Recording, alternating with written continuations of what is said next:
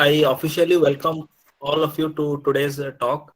And as you are aware that we are celebrating the National Science Week 2022, and we had a series of talk. So this talk is a part lecture of the whole week celebration at Bigyan Chetana Mancha.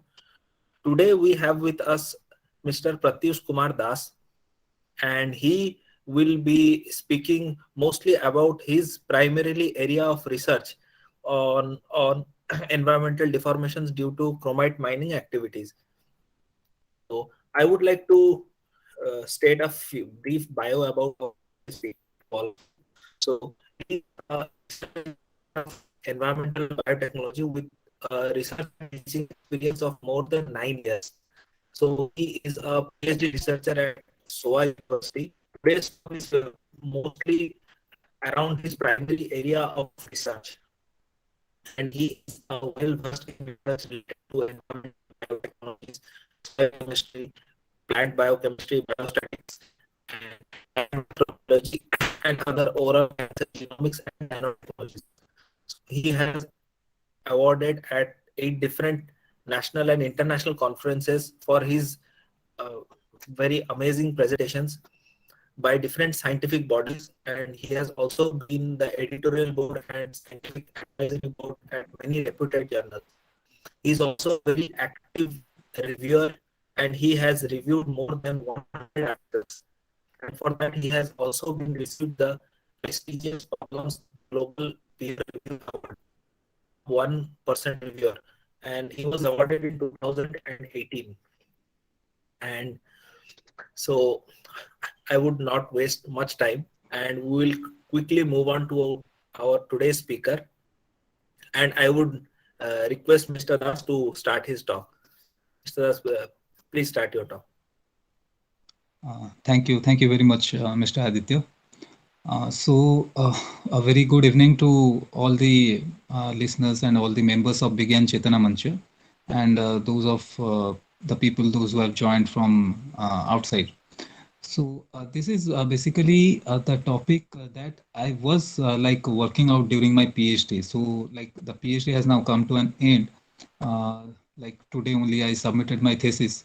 So this topic is somewhat related to my PhD, or you can say 90% of the work what I am going to share is related to my this uh, uh, Doctor of Philosophy this degree.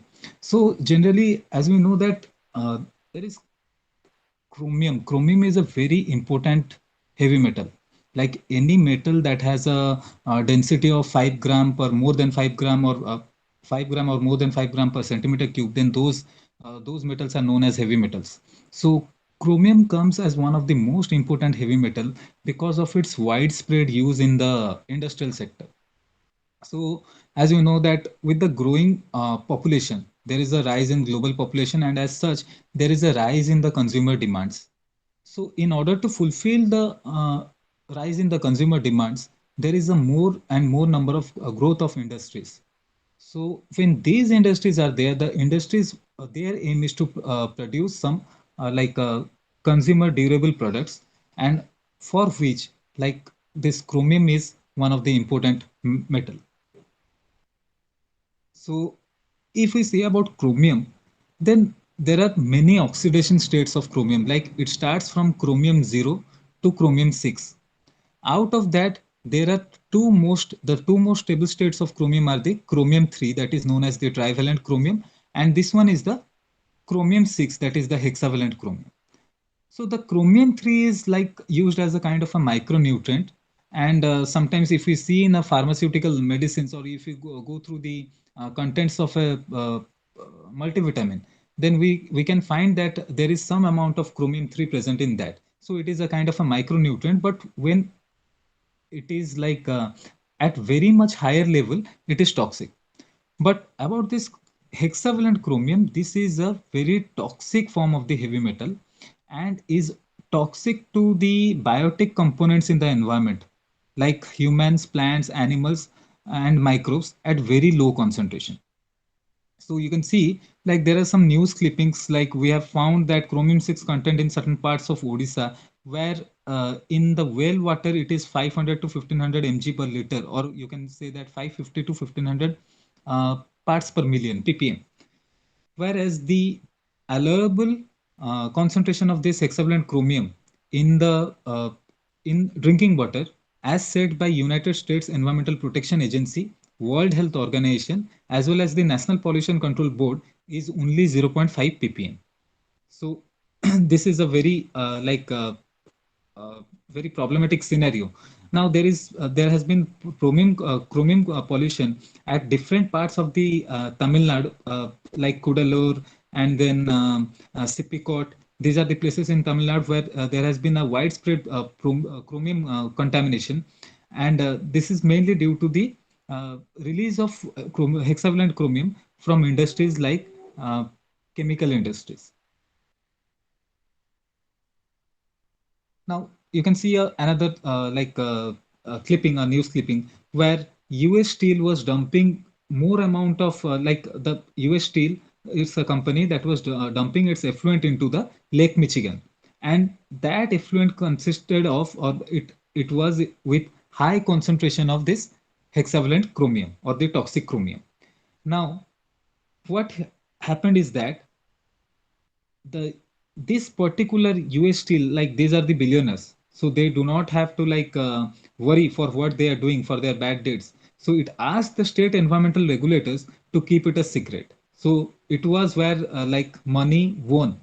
But after some time, when this whole this whole scenario was it was like exposed, and then this particular company faces it faced lawsuit, or a case was filed against this particular company.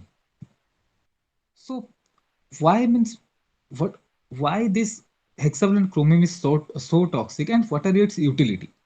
So first, if we come to the sources of this hexavalent chromium, so from what kind of sources this hexavalent chromium is released? And let me tell you that this hexavalent chromium, you cannot pick up a piece. You can pick a piece of chromium in your hand, but you cannot tell that I'm picking a piece of hexavalent chromium, because it is a kind of a oxidation step.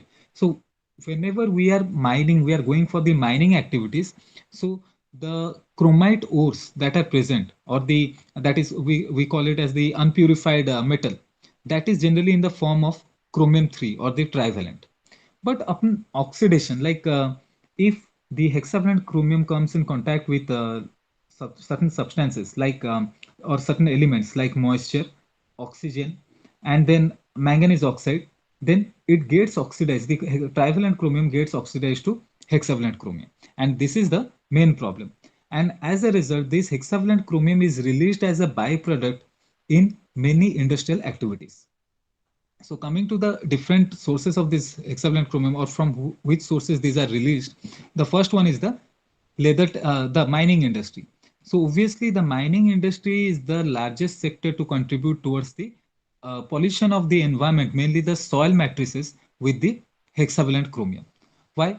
Because whenever there are the mining activities is going on, so generally the mine owners or the operators, they generally spray the mines, or use make use of water to control dust. So as the trivalent chromium present in the mine comes in contact with the water, it gets converted into hexavalent chromium.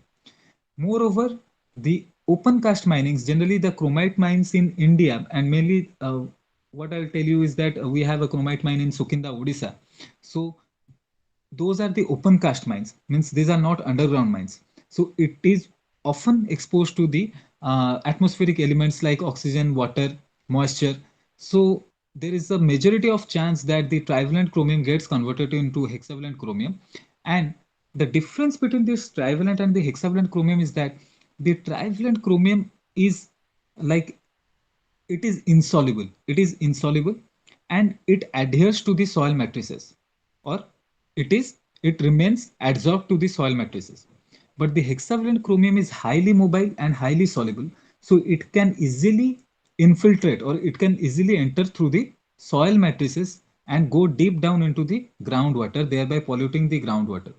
So that is why it is one of the major reason that the Sukinda Valley in Odisha is having high concentration of hexavalent chromium in the wells and the tube well samples. Moreover, from this chromite mining activities, the runoff water means whenever we are using some kind of water, we are using ample amount of water or huge amount of water to control the dust. Some of the water may get absorbed in the soil within that particular area, but the remaining of the water will flow from those hilly areas to the nearby surface waters or nearby soil, thereby polluting the surface water as well as creating a disturbance in the environmental balance.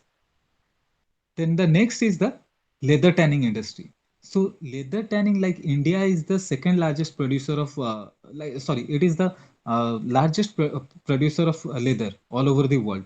And we know that like leather producing industries are mostly situated in the river banks of Ganga, mainly in the Kanpur area. There are lots of leather tanning industries. So their work is to process the leather from the and convert a raw leather into a processed one that we are using in the or that is available in the market. So during the leather tanning processes, like there are two different kind of processing. One is the vegetable tanning and another one is the chrome tanning or the chemical tanning. So if we go for the vegetable tanning, then it is quite costly and it will take around 7 to 8 days for processing of a complete leather sheet. But in the case of chrome tanning, the hardly the process is of about 1 or 2 days, and the cost of production is very less, or cost of processing is very less. In that process, they generally make use of like chromic acid, glues, heat, fat liquors, and UV radiations. So now this chromic acid is nothing but it is a form of trivalent chromium, which when comes in contact with heat and UV radiations, it gets converted into the hexavalent chromium. And where we'll get the hexavalent chromium? That hexavalent chromium will be present in the washed away water or the effluents of the leather tanning industry. Next is the steel and iron plants. So you must be knowing that the chromium is a major product or is a major utility in the in the steel and iron manufacturing plants, because the stainless steel that is used or that is produced, that is formed by plating of chromium on the steel. And then there are many alloys, or there are nowadays like very strong iron plates or iron bars are coming into the market, that is also being formed in a composition or in a mix up with the in the chromium. So during that process also the hexavalent chromium is released. Now the there is the paints and dyes industries. So here also the chromic acid is used for preparation of the paints.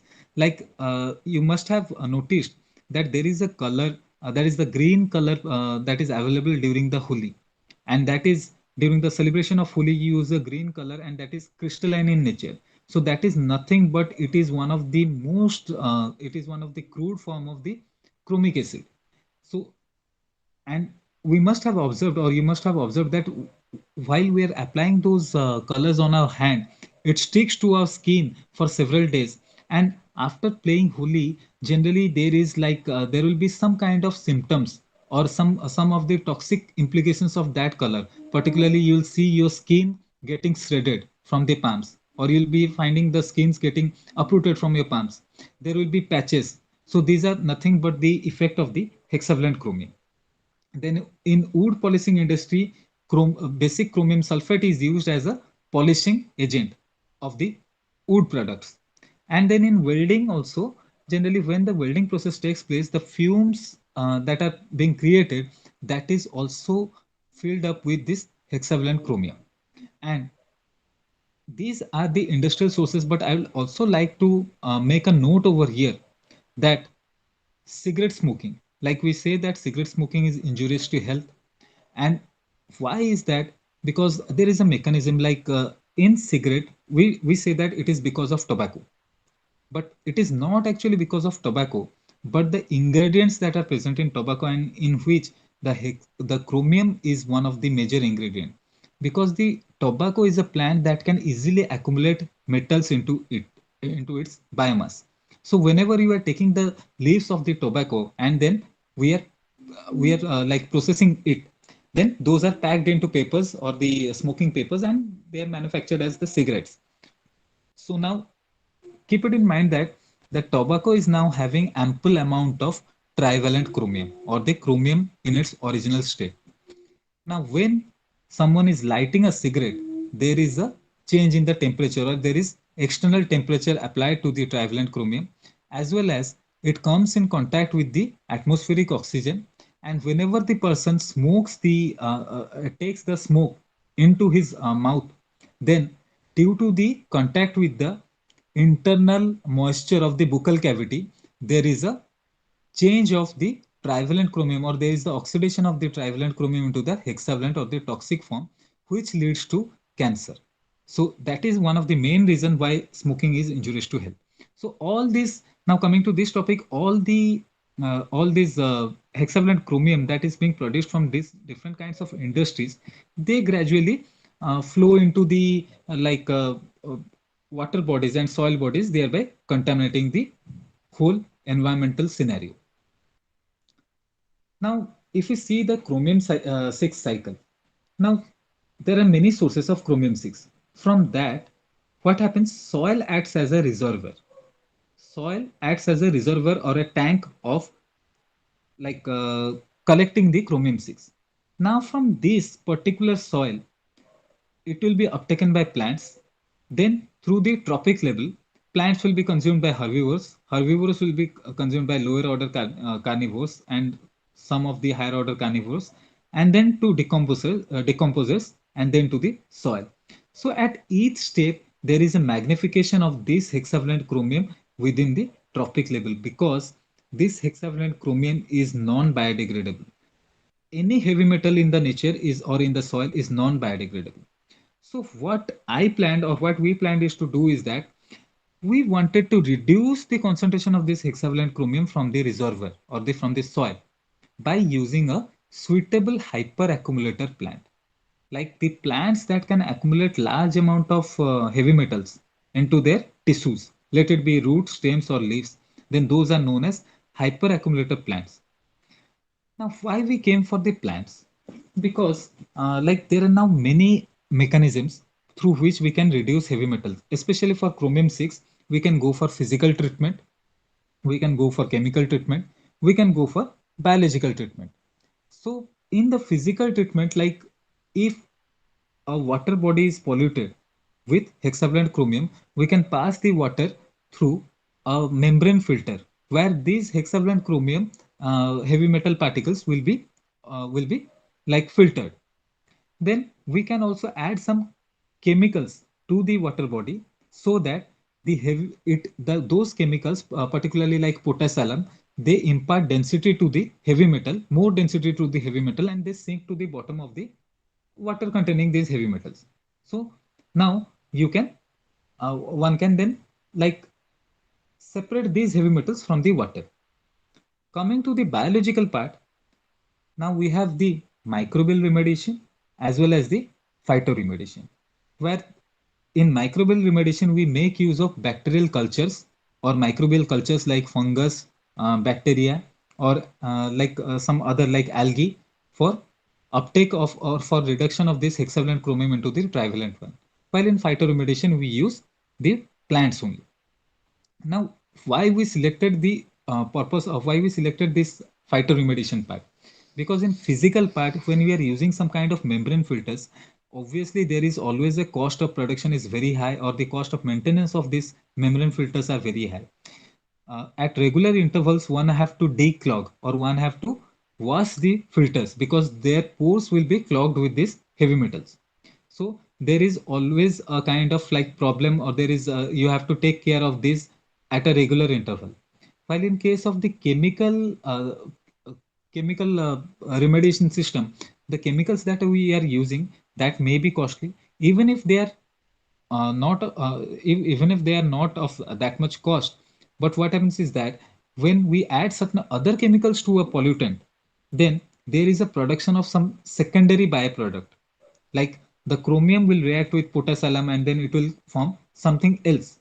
And when that will be released to the environment, it will create secondary environmental problem, and for that we again have to invest money to find out how to clean that. While in case of microbial remediation, we cannot like use microbes. Like for, let us say that it is okay, you can use membrane filters or chemicals when a water body is contaminated with this hexavalent chromium. But what about the soil? What about the soil that is mostly polluted in the mining areas? So in that case, we cannot go on like pouring chemicals onto the onto the soil surface, or we cannot use membrane filter on the soil. Similarly, while using bacterial cultures, we cannot produce like production of bacterial cultures in a huge quantity is almost impossible, and the cost of production will also increase. So thereby, if we go for a cheap, cost effective, and uh, I can tell that if we go for a cost effective and eco friendly uh, treatment method, then it is nothing but the use of green plants. Now, what are the toxic effect of this hexavalent chromium? It leads to like nasal perforations. You will see some kind of ulcers in the nasal tract, and there will be small holes in that. Then there is skin allergies on the legs or on the hand, and this is mainly called. This is mostly known as or referred to as the uh, dermatitis. And then there may be asthma, and then this chromium 6 is a noted carcinogen as defined by the International Agency for Research on Cancer because it leads to DNA mutation, chromosomal aberrations leading to cancer. Now, what was the basic objective of my particular work or this particular study was that I have to select an ideal plant which can detoxify or which can remove the hexavalent chromium from the contaminated soils, and to study what are the morphological changes or what is the changes, physical changes in the plant when they are subjected to this hexavalent chromium.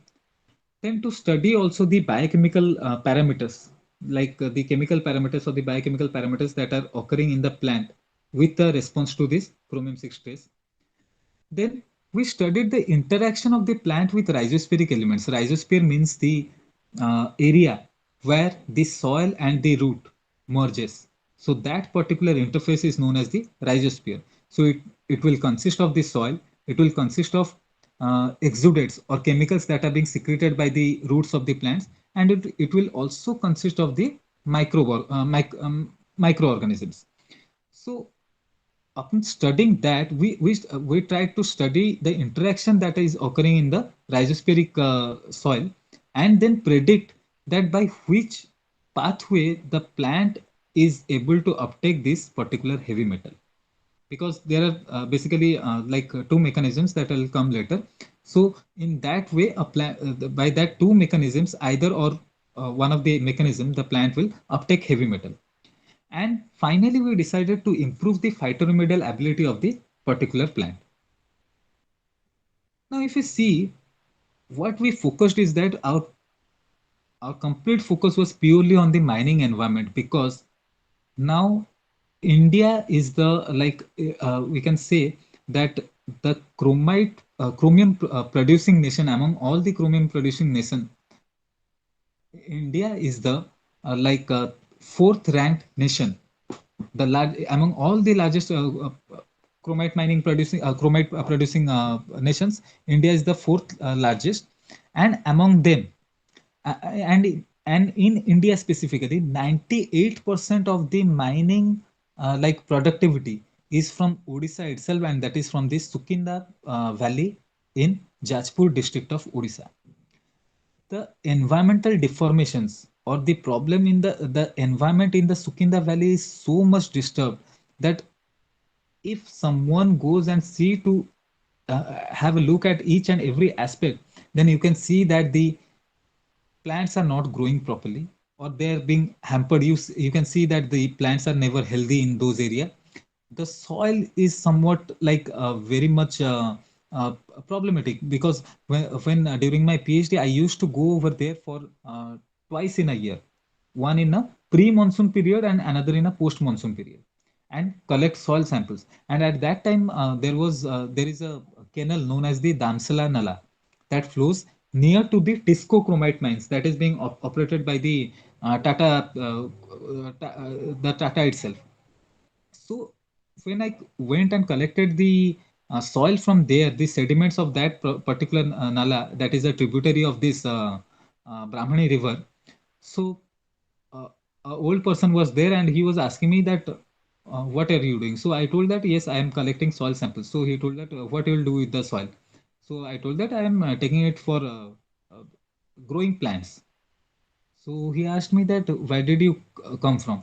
So I told that I have come from Bhubaneswar, and he was really shocked that like he must have thought me he must have thought that this particular boy is really mad or a lunatic person, that he has traveled around 250 around 150 or 160 kilometers from Bhubaneswar to Sukinda to collect soil sample, and that too for growing plants.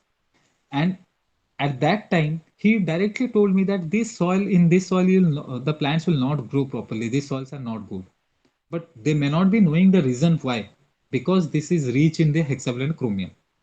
And in a mining sector, if we see that in India, this is the statistics, this is a very old statistics, like in the year 2010 we had total number of 3100 mines, not chromium, but all the mines collectively there were 3100 mines, out of which 800 were in the public sector and 2300 were in the private sector. And the average employment in the public sector was 87%, and in the private sector obviously it is 13%. And the daily total employment was around 5 lakh 60,000. So you can imagine like how much employment this mining sector is providing.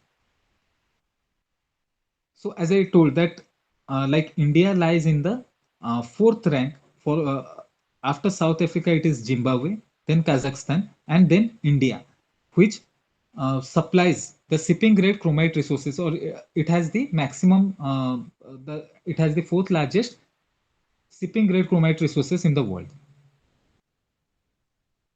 Now here we have seen that in India there are many states where there is chromite reserves like Maharashtra, Goa, Karnataka, everywhere. But out of that, only 98% of the chromite reserves are present in Odisha, and that too in the Sukinda Valley. So this is a major concern. So what I did is that I collected the environmental samples, or basically the soil samples from different areas. That is, one area is that is in the near the Tata chromite mines in Sukinda, and this is the Damsala river, or we call it as the Damsala Nala.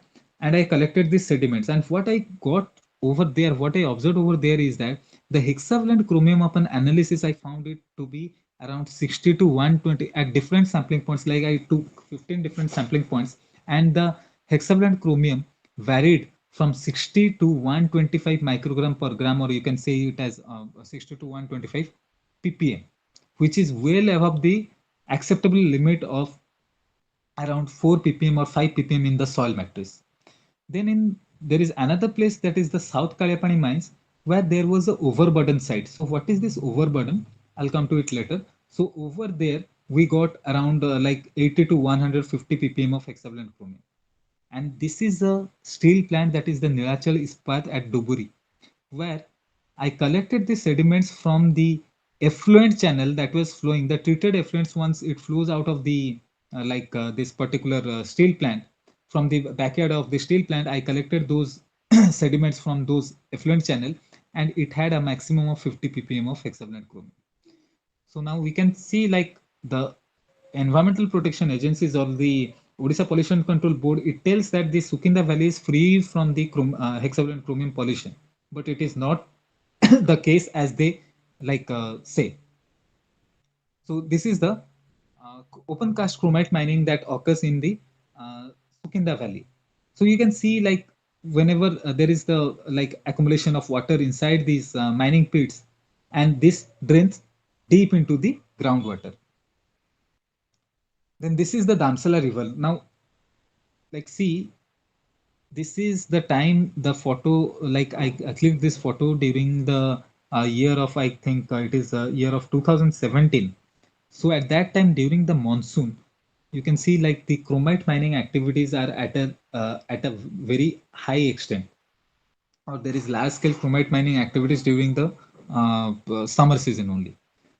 So in during this time you can see the color of the water, you can feel like, you say that these water are full of mud, but these are not full of mud, but this is the color of the hexavalent chromium. It is somewhat reddish yellow in nature, and this water is completely it is like very much polluted with this hexavalent chromium, and this water flows deep into the Brahmani river.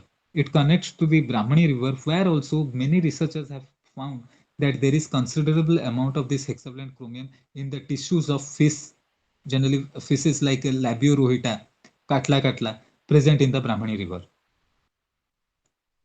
Now this is the overburden. Like I said that what is this overburden? So what these people do, they they take a particular area on lease for a certain period, like let us say for 10 years or 30 years or 40 years, and then they do the chromite mining activity. The mining activities goes on. So once the mining activity goes on, we will get some ores that has high concentration of chromium.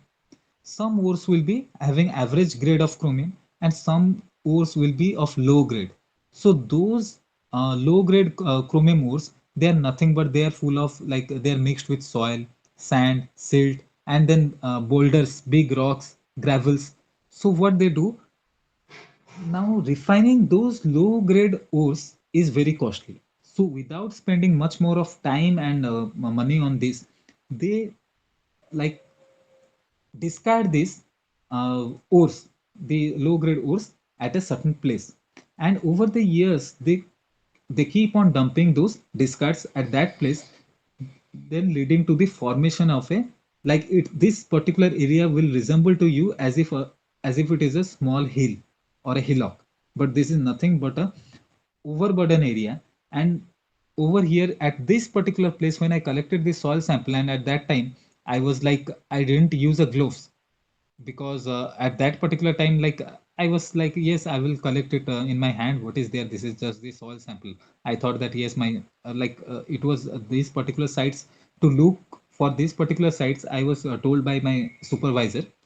So at that time I thought that no, these are just the soil samples. So when I collected the soil samples from this area by my naked hands, I collected it, and after 10 or 15 minutes, my hand started to have a burning sensation.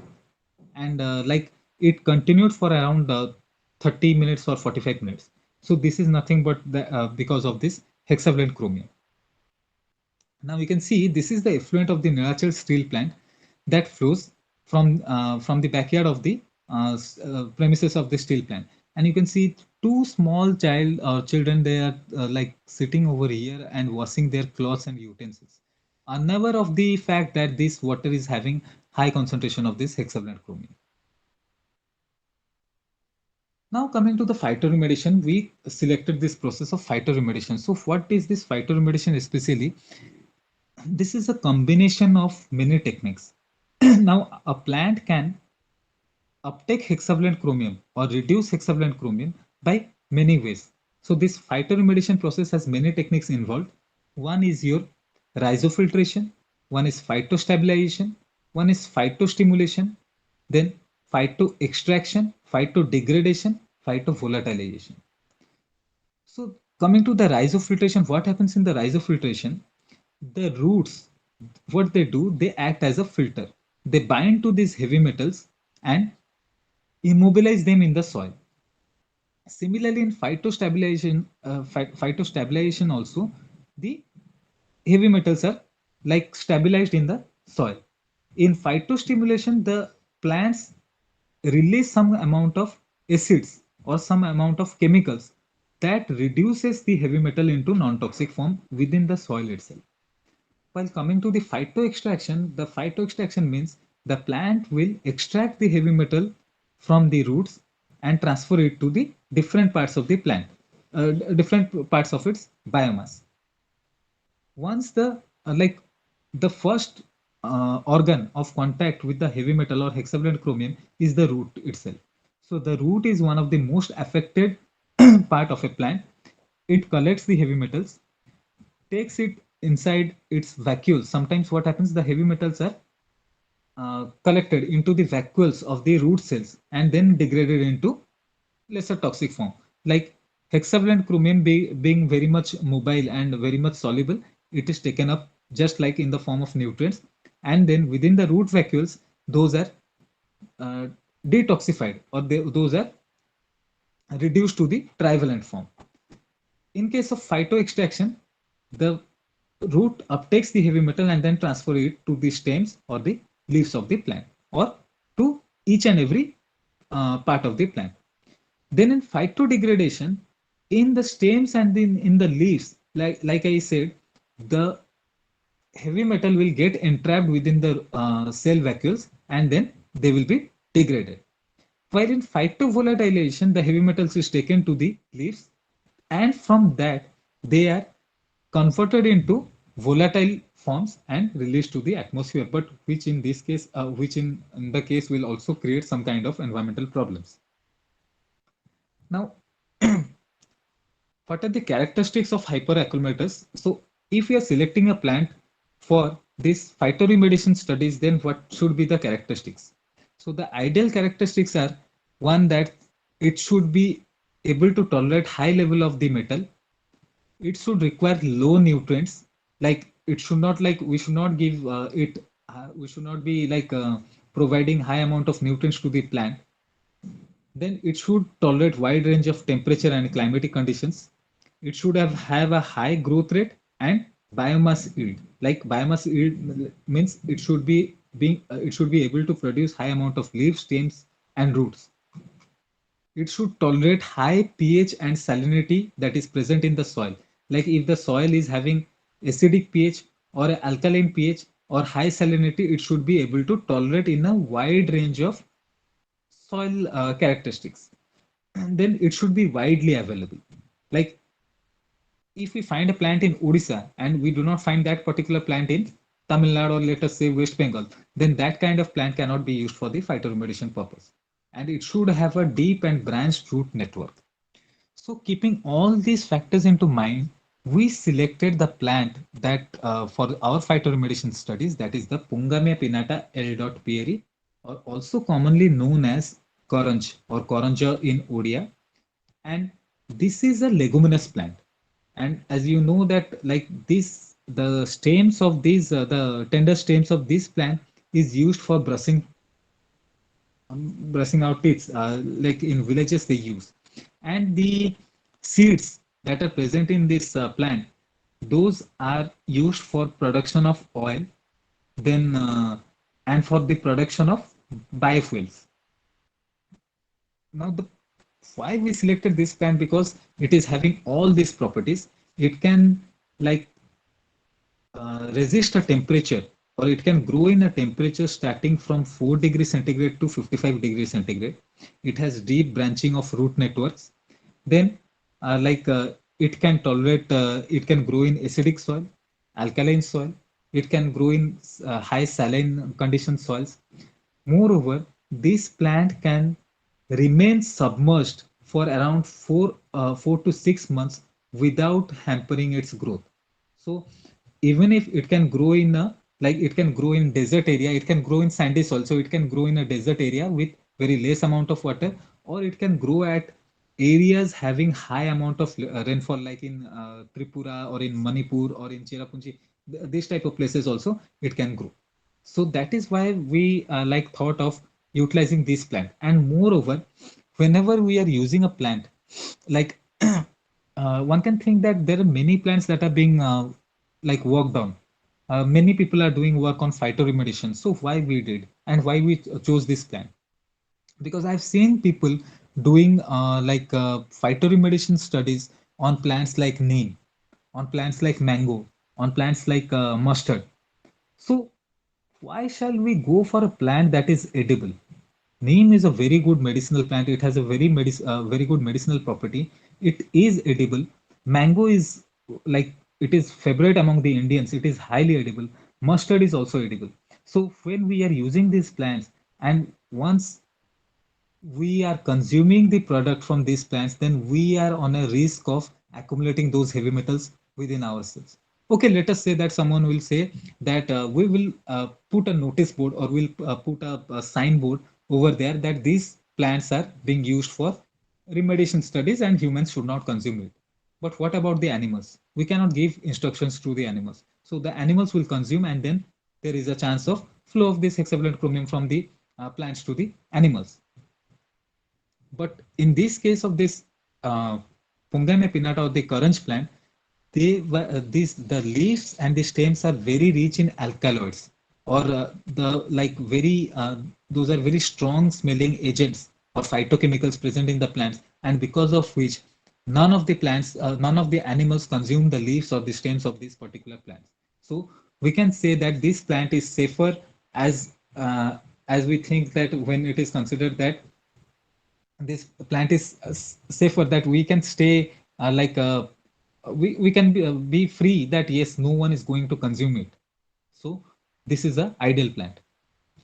So if we see about the distributions, so there is a cosmopolitan distribution, like you can see in Bhubaneswar also. These plants are mostly used for providing shade near the roadsides. These are being used in a large amount by the government of Odisha, or different government of different states, mostly in India, for plantation programs. So, and now this is available mostly in the Asian and Southeast Asian part, starting from China to Indonesia, Japan to Pakistan, Sri Lanka, Northeast Australia, everywhere they are found. So these are growing in different conditions in different countries. So this can be globally used as a tool for uptake of this hexavalent chromium. Now, for selecting this plant, we cannot like say that yes, these are growing everywhere, so we can select this plant. There must be some scientific evidence or scientific proof, like why we selected this plant. For that purpose, we calculated the importance value index. So in that case, what we see, that if we have taken, we went and calculated this value index at this Sukinda mining area, and we found that this plant is able to grow very well in the mining areas, like in the Sukinda Valley. So we selected 20 sampling points of like each sampling point was of a distance of, like you can say, it was a sorry, it was a 5 square meter area. Over there, like that, we selected 20 sampling points, out of which 16 sampling points had this particular plant species, that is the Pungame pinnata. So giving us a relative frequency of 80%. That means it is a percentage, just a simple calculation of percentage. 16 out of 20 sampling points had this plant. So we had the frequency, we got the relative frequency 80%. Then among all the species within our sampling points, we got around 189 species within those 20 sampling points. Out of that, we got among these 189 species, 121 were the plant species that we were targeting, giving a relative density of 64.02%.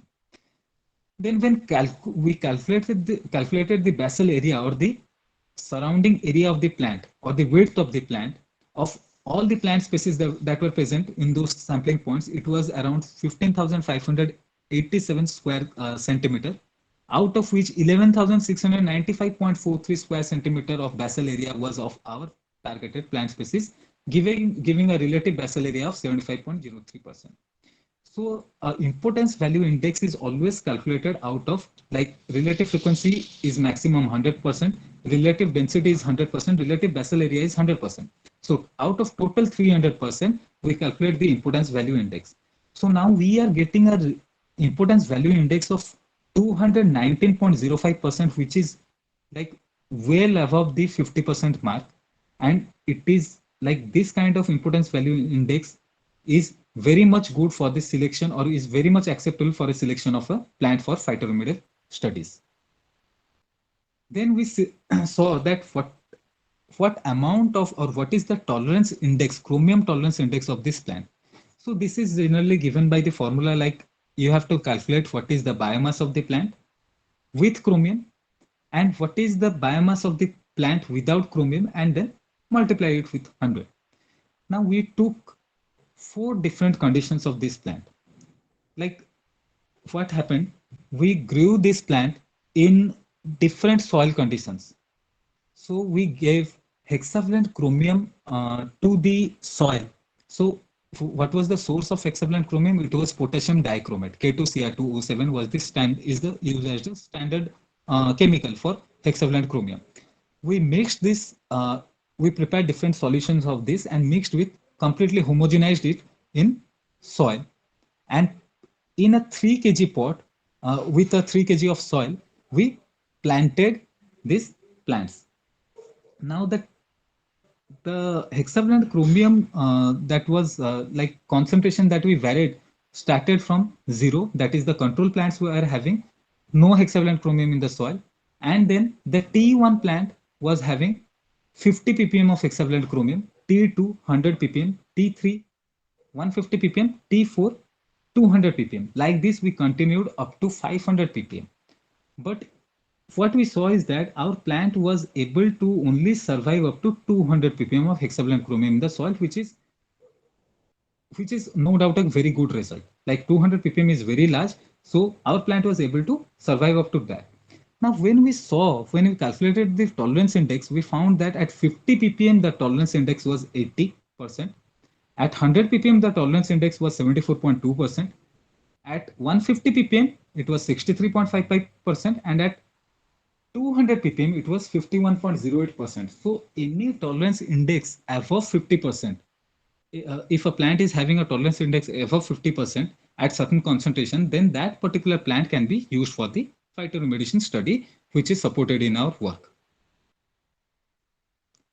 Now we went for the screening phase because the problem we faced, that I particularly faced during my research work, was that the seeds were unable to grow. We got a very low germination percentage of seeds when they were treated with hexavalent chromium, or when they were grown in soil rich in hexavalent chromium.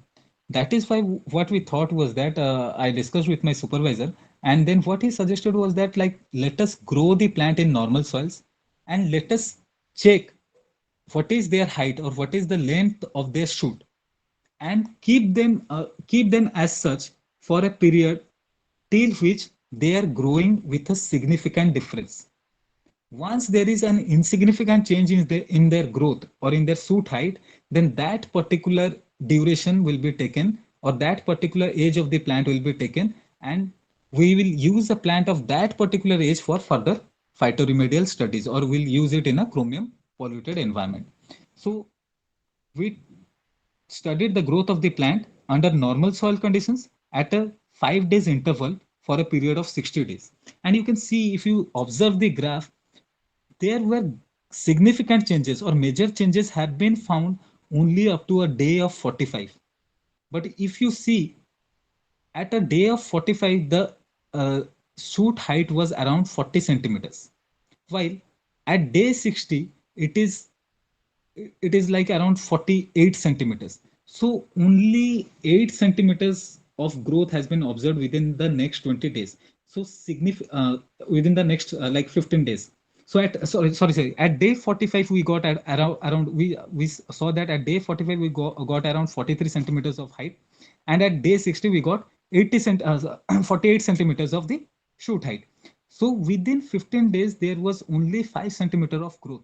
So there is an insignificant change in the plant height. So what we decided, that we'll take this 45 day as the prominent day, or as the suitable age of the plant for further studies. So whatever the studies we then carried out, we always took a 45-day old plant and then planted it in a soil rich in hexavalent chromium.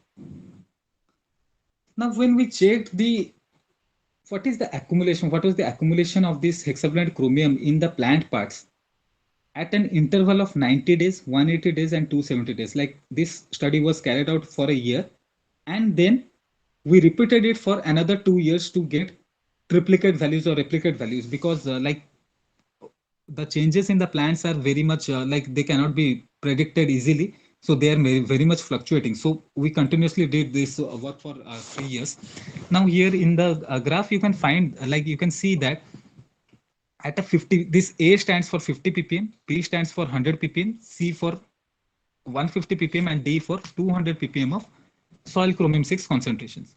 So at 50 ppm you can see at day 90 there was in the soil, this one is the soil, in soil matrices we are having around 42 ppm of this 41 or 42 ppm of this hexavalent chromium, while in the root we are having uh, around 15 ppm of hexavalent chromium, while in the stem we are having 12 ppm, and in the leaf we are having around 18 ppm of hexavalent chromium. So initially what we found is that the root is taking the heavy metal and then it is directly translocating or it is sending it to the above ground biomass or the leaf. Then at day 180 the same was this trend, and then at day 270 it was the similar trend was observed, but under 50 ppm of hexavalent chromium. But when we increase the concentration of hexavalent chromium to 100 ppm, there was highest concentration of the heavy metal was accumulated in the roots, followed by stem, and then the leaves at day 90, and then finally there was maximum accumulation at day 180. There was higher accumulation in the roots, followed by stem and then leaf.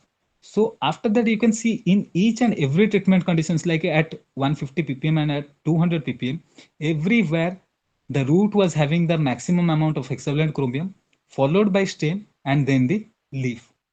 So why this root started to gain maximum amount of hexavalent chromium? Because the work of root is that through the xylem or the xylem vessels, it will transfer the nutrients taken from the soil to the above ground biomass or the above ground parts like stems and leaves. But there is always a saturation point. And with the increase in concentration of this heavy metal, it has a negative impact on the xylem tissues or the or the tissues that are or the conducting strands that helps to uptake minerals and water. So in this way, when the xylem tissues are hampered, then there is a lesser uptake of or lesser transport of this hexavalent chromium from the roots to the above ground biomass. Now, we cannot tell that yes, our plant is everything like it is like a god. It there is no harmful effect of this toxic heavy metal on the plant. Obviously, there are some harmful effect. Like with the increase in concentration of the hexavalent chromium, you can see there is a reduction in the plant height. So there is it was a directly proportional relation we obtained with the increase in hexavalent chromium concentration. Now, some morphological parameters that we saw is that you can see this is the control leaf or a plant that is having no substance, no the soil is devoid of any kind of chromium 6 concentration. While at 200 ppm of concentration, you can see the symptoms like there are yellow patches.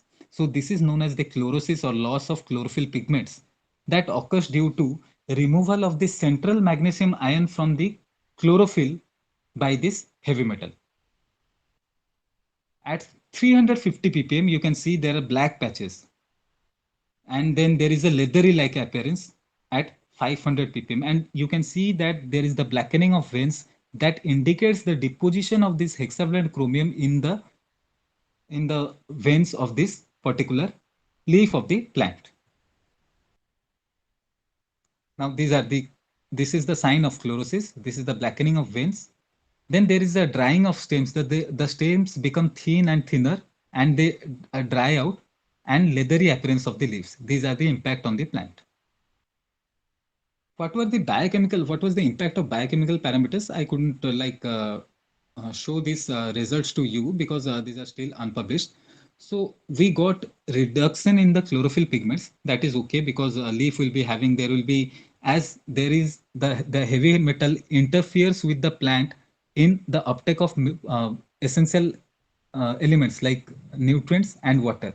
So as there is decreased amount of nutrient and water uptake by the plants, there will be obviously a problem with the leaf to prepare food, and there will be loss of the chlorophyll pigments.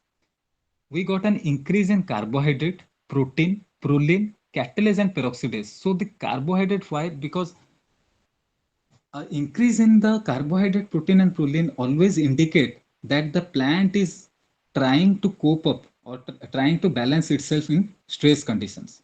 So the more the amount of carbohydrate being produced, it will provide more strength to the plant. Obviously physical strength as well as the chemical strength. Proteins, as we know, these are the building blocks. So these will also, if these are synthesized in more quantity, that means you can know that yes, the plant is under some stress and it is trying to balance itself. So when we saw that there is an increase in the amount of protein, we thought that we should check for the amino acid proline, because proline is a stress indicator in plant.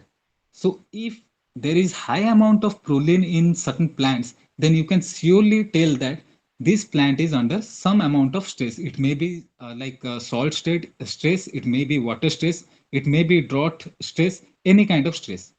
Then we uh, analyzed this particular two parameters, that is enzymes. These are the two enzymes in the plant, that is catalase and peroxidase. Both these enzymes have a activity that what they do whenever, if there is a heavy metal like chromium 6 is a heavy metal, when it enters into the plant, then it is converted into the trivalent form. But between this hexavalent chromium does not directly comes or reduces back to the trivalent form. What happens is that the hexavalent chromium 6, that is chromium 6, will reduce to chromium 5, then chromium 4, and then to chromium 3. In between, when the hexavalent chromium goes through each and every processes, like it gets reduced to chromium 5, at that time during the reaction there is the formation of reactive oxygen species, or you can say it as free radicals, in the form of hydrogen peroxide. So hydrogen peroxide, as you know, is very much toxic for the plants. Not for the plants, it is very much toxic for every living organisms. So at that time, the role of catalase and peroxidase comes in the plant. These enzymes acts as a defense mechanism where they degrade the hydrogen peroxide, or reduce the, or you can say that they break down the hydrogen peroxide into hydrogen and water, so making it non-toxic. So there was the increase in this catalase and peroxidase enzyme. Thereby, we can say that like the plant is able to cope up with the stress. Now we thought of studying the rhizosporic elements. That means the soil, the rhizosphere soil. We studied the soil present in the root interface of the root soil interface of this plant under different treatment conditions. So what we saw is that we studied the organic carbon. So we studied the pH. We studied the organic carbon. We studied the phosphorus and the sulfur content in the soil, or in the soil present near the roots of the plant. Now you can see that there is the organic, when we keep on increasing the concentration of like this hexavalent chromium in the soil, the organic carbon in the soil also gradually increases. So what may be the possible reason for this is that once there is the heavy metal is present in the soil, and once there is increasing concentration of heavy metal, the plant will always try to reduce the heavy metal. So for that purpose, the roots of the plant secrete some amount of acids that will that will generally they will release some amount of organic acids. So these organic acids contribute towards the percentage of organic carbon in the soil, thereby increasing the organic carbon percentage. Similarly, we studied the phosphate concentration, which also increased with the increasing concentration of the hexavalent chromium. While there was a erratic change in the sulfur, means the sulfur had no relation with that of the chromium concentration in the soil. Now here I wanted to tell that the plants generally accumulate heavy metals or uptake heavy metals. Generally, they have been reported to uptake heavy metal by two different processes. One is the active process and another one is the passive process.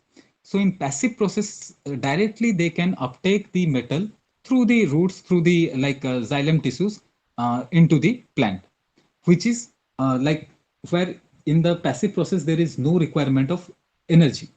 But in the active process, so what happens is that in active process there is no requirement of energy, where they can directly take the uh, uh, metal, just like nutrients, they take up nutrients. But in passive process there is a requirement of energy. There is the plants utilize some amount of NADPH, NADH, ATP for generation of energy, and those ATP driven energy is being used to take up this heavy metal by generally two channels, or you can say two transport channels. Either a plant can take a metal through the sulfate channels or the sulfate carriers, that is, or by the phosphate channel or the phosphate carriers. So in these kind of conditions, why sulfate and phosphate in case of mainly the hexavalent chromium? Because this hexavalent chromium is having a structure similar to that of the sulfate ion SO4 2 minus or the phosphate ion PO4 2 minus. Now here what we saw is that with the increase in hexavalent chromium concentration, this phosphorus content in the soil is increasing. That means what? The plant is unable to take phosphorus, which means that the phosphate carriers that are present in the plant roots, the carriers that are responsible for uptake of phosphorus from the soil, those are known as the phosphate carriers. They are unable to bind to the soil phosphorus. Why? Because hexavalent chromium may be interfering with the binding of the soil phosphorus, and in hexavalent chromium is displacing the soil phosphorus from the binding area, and it is itself binding to the phosphate carriers. Thereby, what it meant or what we inferred is that this plant is uptaking this hexavalent chromium from the soil using this phosphate channel or phosphate carriers instead of this sulfate channel. Finally, we decided to improve the phytoremedial ability of the plant. So phytoremediation doesn't mean only the involvement of plant, but it is a collective involvement of soil elements like the soil chemical parameters, the ability of the plant, as well as the presence of microbes in the root soil rhizosphere. So I isolated certain number of bacteria from this Sukinda soil, and out of that, I got this particular bacterium that I named it as SK3. The strain was named as SK3, and this bacteria was able to like survive up to 900 ppm of chromium 6. It was able to reduce 1000 ppm of chromium 6. It was able to reduce 1000 ppm of chromium 6 within 24 to 48 hours. So this bacteria I took this bacteria, and then previously I didn't know that what is this bacteria, but I knew I gave it a name as SK3 because SK stands for Sukinda and it is the serial number 3. There was like this 9 number of bacteria. I isolated the DNA of each and every bacteria and then send it for sequencing. That is, we called it as the 16S rRNA sequencing. After getting the sequences, the nucleotide sequences of the bacteria, the genomic DNA sequences, A, T, G, C, that is all we get. Then I subjected it to a blast analysis. I submitted it to the NCBI. I made a blast analysis using bioinformatics tool to find out that what is the probable, what bacteria is this particular strain. Then when I submitted in the NCBI, you can see that like I got the accession number NZ664341, and it was identified as the Penibacillus coincidensis. So this bacteria is Penibacillus coincidensis, which is a which has been reported as a nitrogen fixing bacteria. But till date, there is no mention of this particular bacteria in chromite mining sites, neither in any parts of the world nor in Sukinda. So this was our this got published in the NCBI National Consortium of which is a database of all the kinds of genes and sequences of any kind of organisms that have been reported. Now we can see when we gave this bacteria, when we subjected this bacteria to a chromium 6 concentration of 1000 ppm in a culture media, in a growth medium, then after 3 hours, it was able to reduce 14.5% of the hexavalent chromium present in the culture media, while after 12 hours, 70% reduction was found. After 24 hours, 90% of reduction was found. Like out of 1000 ppm of this hexavalent chromium, only 100 ppm remained in the culture media, while the rest were gone. So where it may have gone, it may have been like used up by this bacteria or have been degraded by this bacteria. Now we took this bacteria to prepare a biocompost. So what is this biocompost? We generally took a vermicompost. In that we utilized the bacteria, we lyophilized this bacterial culture and then mixed it with 0.89% of NaCl, that is sodium chloride, and then made a solution of this lyophilized culture with the sterile sodium chloride solution.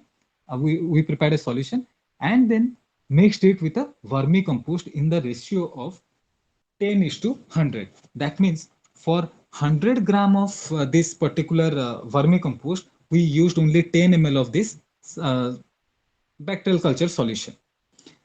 Once we mixed it, we used it in the roots of the plant. So now here you can see C is the control plant that is not treated, that is only having the hexavalent chromium. CVC is the plant that is having hexavalent chromium along with the vermicompost. And CBC is the so these are the control conditions where C is the only the control plant. No hexavalent chromium is there. Over here there is no presence of hexavalent chromium, but the plant has been mixed. The plant has been administered with vermicompost, and in this case the plant has been administered with the biocompost. But in these three cases there is no hexavalent chromium in the soil. You can see that the biocompost is leading to, like, it is helping the plant to grow to much uh, greater heights as compared to the vermicompost and the control soil. Similar was the case in case of 50 ppm of chromium 6, 100 ppm of chromium 6, 150 ppm of chromium 6 and 200 ppm of chromium 6. In all the cases you can see, like in control, the growth that is observed in the control, in comparison to that, the vermicompost is providing a better growth, and our prepared biocompost was providing the much better growth in all the cases. So this way we found out that this biocompost that we have prepared can be helpful in increasing the biomass of the plant, which in turn will increase the accumulation capability of the plant, and obviously that was the result that we found out. Then we checked the nitrogen content in the soil and found out that as compared to the control and vermicompost soil condition, the biocompost, the soils that is having or that is amended with the biocompost is showing larger nitrogen content. So where from this nitrogen content comes? One can say that it is from the organic matter, which is also present in the vermicompost. But in our biocompost, what we are having different is the bacterial culture. And obviously from this study, we found out that the nitrogen content is growing in case of the biocompost in all the scenario. So in this way, what we can say is that this bacteria is a nitrogen fixing bacteria, so which helps in fixation of nitrogen, that helps the plant to grow itself and grow its biomass. So this is what we found out, and these are the references. So in this way, we suggest that this plant could be used, like we found out what is the uptake pathway of the plant. So if some researcher in the future wants to work on the molecular level of this uptake pathway, and one can prepare a hybrid form of this plant, then it will be much more helpful in accumulation of this heavy metal or in phytoremediation purposes. And this particular biocompost, and what we have shown is that this particular bacteria is a novel bacteria in terms of its use in remediation of the hexavalent chromium. So that's it. So thank you very much. Any questions? Thank you. ଆପଣ ଯୋଉ ଦେଖେଇଲେ industrial effluent କୁ directly ଛଡା ହଉଛି, ତାକୁ chromium 6 ରୁ ଟିକେ free ଅର୍ control କରିକି କେମିକାଲି ଟ୍ରିଟ୍ କରିକି ଛଡା ଯାଇ ପାରିବ କି? Obviously madam, industrial effluent जो छड़ा होची सेटा सेमते डायरेक्टली छड़ा होनी. Obviously तांको ट्रीटमेंट प्लांट भी रहूची, सेमान ट्रीटमेंट करूचंती, किछि अल्कली ट्रीटमेंट करंती, करिकि सेमान छाडुचंती. किंतु सेटा केते दूर तांकर सेटा से जो ट्रीटमेंट फैसिलिटी माने सक्सेसफुल अछि बा केते माने फिजिबल रहूची सेटा डाउट अछि. एंड ता परे आसिला परे जदी बाहर को आसिला परे आमे जदी केमिकल ट्रीटमेंट भी जदी करिबा, ता पे हमको जो कॉस्ट ऑफ प्रोडक्शन टा जोडा रहिबो, माने जो केमिकल ट्रीटमेंट हमको बहुत पड़ जिवो. काहे ना भाबंतो गोटे जदी इंडस्ट्री रु आसिला से माने डायरेक्टली डंप करले गोटे साइड कैनल ले, आपण भाबंतो से कैनल केते दूर दूर पर्यंत माने स्प्रेड हेतिबो. ता हमें कोठी कोठी ताकू चेक करिया. मु गोटे एमती पेपर रे पढितिली, कलिकतार कैनाल रे क्रोमियम 6 माने तार किछि ଟେଷ୍ଟ ଦ୍ୱାରା ଜଣାପଡ଼ିଛି ଯେଉଁଟା ମାଛ ଥ୍ରୁରେ ହ୍ୟୁମାନ୍ ପାଖକୁ ବି ଯାଉଛି ଆନିମାଲ ଆମର ହ୍ୟୁମାନ୍ ବିଙ୍ଗ। ଆଜ୍ଞା। ତେଣୁ ସେଇ ଜାଗାରେ ରିସେଣ୍ଟ ଟେକ୍ନୋଲୋଜିରେ କ'ଣ କରାଯାଇପାରିବ? ଏବେ ଯେତିକି ଯୋଉ ଅଛି ଯୋଉଠି ମାନେ ଲାର୍ଜ ୱାଟର ବଡିଜ ଯୋଉଠି ଯୋଉ ରହୁଛି ସେଇଠି ପର୍ଟିକୁଲାର ଏବେକା କଣ୍ଡିସନରେ ହଉଛି କି ସେମାନେ ଆଇଦର କ'ଣ କରୁଛନ୍ତି ଫ୍ଲୋଟିଂ ପ୍ଲାଣ୍ଟସ୍ କିଛି ୟୁଜ କରୁଛନ୍ତି ଯୋଉଗୁଡା କି ଜେନେରାଲି ଆକୁମୁଲେଟ୍ କରୁଛି କ୍ରୋମିୟମ ଅର୍ ଏଲ୍ସ ଆମେ କ'ଣ କରିବା ସେ ଯୋଉ ଇଏ ଜାଗାରେ ଯୋଉ ମେନଲି ସେମାନେ କ'ଣ କରୁଛନ୍ତି ଆକ୍ଟିଭେଟେଡ୍ ଚାରକୋଲ କୁ ମାନେ ପକଉଛନ୍ତି ପକେଇକି Can you speak ଆଡଜର୍ପସନ in ହଉଛି। English? Pratyush, can you speak in English? Yeah, sure. So, what ma'am asked is that what is the purpose? Like, what if the canals are full of if a canal is contaminated with hexavalent chromium, what can we do, or what is going on? So, as I have seen is that like researchers are working on use of activated charcoal. They're like putting activated charcoal into the surface of the water, or using some floating plants for the remediation purposes. But I don't think that this remediation is just like the biofuels. Like we have a lot of design, we have a lot of uh, we think that yes, we have to do this, we can do this in a better way, but still we have not reached to a conclusive work where we can get a better remediation. We can get a better remediation because we are talking about using of activated charcoal, but still it arises it arises in my mind, the doubt arises that if it is a long stretch of canal, how we can use activated charcoal of such more amount of activated charcoal, and what happens when we use those activated charcoal, and if the fish or the aquatic lives feed upon that. So that is the problem. However, we can like make treatment plants at the source. Source means at the industrial from where these effluents are being released, at that junction we can make treatment plants and then release it. But still there are treatment plants, but you can see that there is contamination of the water bodies. Thank you.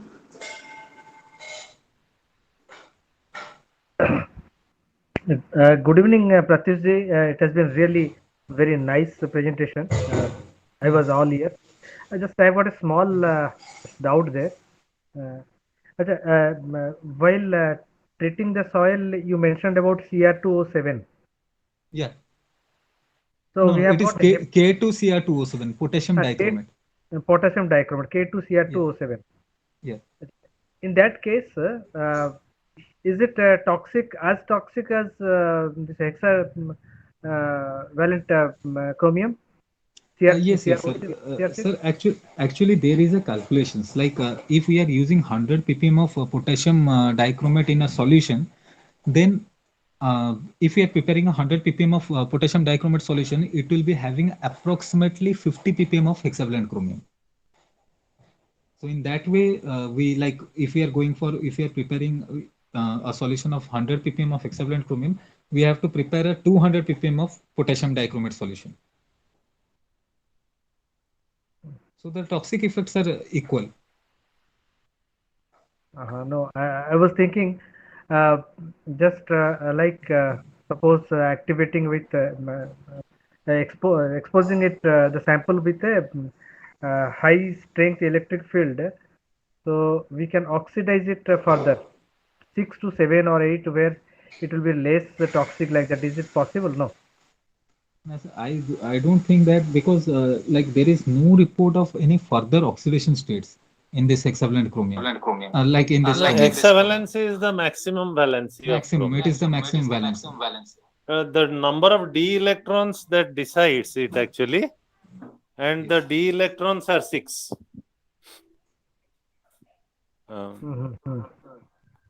That's the maximum actually. You have to reduce it, and the stable form is Cr2O3, the +3 state. The trivalent state is. Yeah. I have just a query that how did you, what is the process by which you, chromium 6, you know the amount, how could you know that? What's the method you use? Yeah, we did it by two methods. One was we followed the standard method of American Public Health Association. So where we did one was the one test we did was using atomic absorption spectroscopy, Okay, and the yes. second one, yeah, and the second one was like by spectrophotometric method using diphenyl carbazide. Okay, okay. And ion chromatography you have not done. No. Okay, no, it's quite. AS, can it tell you about the valency of electron? Yes. No, means valence of electrons. The valence of chromium? Yes, yes. We can get to know the whether it is hexavalent or the trivalent. Okay, okay. Is there any trivalent ratio also there in the soil and water? Yes, definitely. The trivalent ratio is there, but to find out what is the trivalent ratio, we have to first find out the hexavalent ratio and then deduct it from the total chromium. Total chromium. Okay, okay. Okay, thank you. Thank you. Okay, if we don't have any questions, so we may conclude the talk for now, but we will keep the discussions running in our forums and also under the replies of our videos. All these videos are being recorded. They will be uploaded very soon on our YouTube channel. So we may continue the discussions there also. And if you have any further questions, you may also send us through mail or through social media. We will connect with our speaker directly and we will get them answered. And even if you need some more data on this, so I'll be happy like to share my publications and all where there are data that I've worked on this particular area, that is the Sukinda chromite mines, for the last 6 years. So through that you can go and then you can understand that what is happening over the field scenario. Okay, thank you so much for that input. And first I would like to thank our speaker for this very detailed and very important presentation for all of us. It was quite a knowledgeable and also an eye opener for all of us. So thank you very much. And I would like to thank all our listeners today for giving it a very patient hearing. I know it's very late. We are supposed to conclude by 9, but everybody was very patient till the end. So thank you so much.